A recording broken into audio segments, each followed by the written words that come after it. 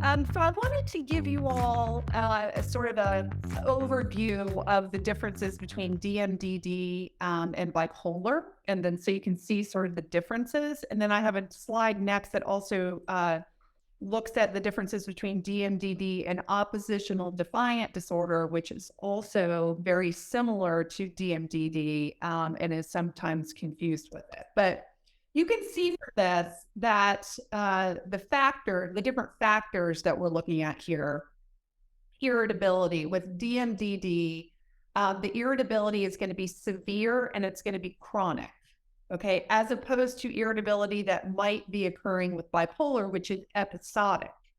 And that's one of the key things of bipolar is it's episodic. It comes and then it goes and then it comes and then it goes. Irritability with DMDD does not come and go. It's severe and chronic all of the time, but persistent.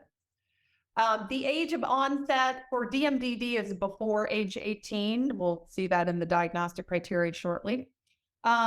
Whereas bipolar can be diagnosed really at any age, but typical onset is usually around young adulthood.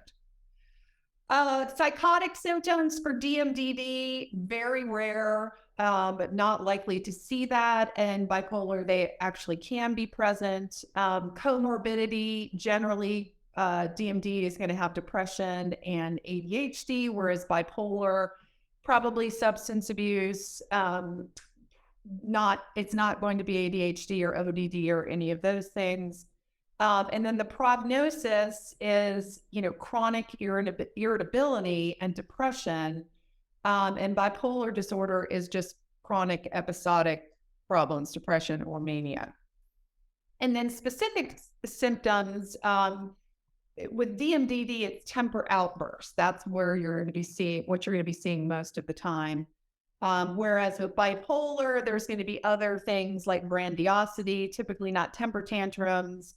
But of course, depending on how you read temper tantrums in adults, that could be. But increased risk-taking behaviors, sex or overspending, and then a decreased need for sleep. You're not going to see that with DMDD. So, they were on the right path with separating DMDD and bipolar disorder. Let's take a look at ODD and DMDD. So oppositional defiant disorder. So the irritability severity with DMDD, you're looking at very extreme outbursts very, very frequently.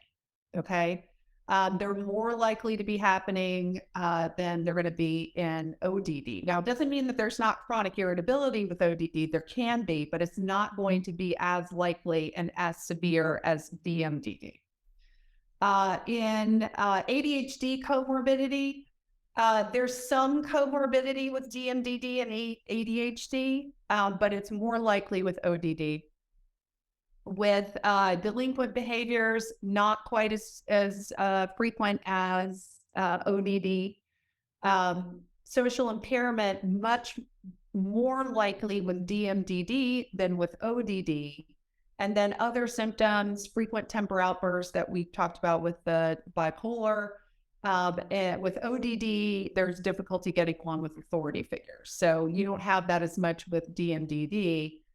In fact, it's not a difficulty getting along with authority figures with DMDD. It's a perception of how the authority figure is seeming to them. And I'll go into that in a few minutes. Okay, so that kind of gives you an overall kind of idea of the history and how it came to be, how we figured out we got to get some other kind of diagnosis. These kids are not bipolar. We've got to come up with something else. So moving on, let me just give you a quick definition. And I think this kind of sums it all up. It's a severe childhood mood disorder. It's characterized by this extreme persistent irritability and anger. And their temper tantrums are debilitating and occur multiple times a week.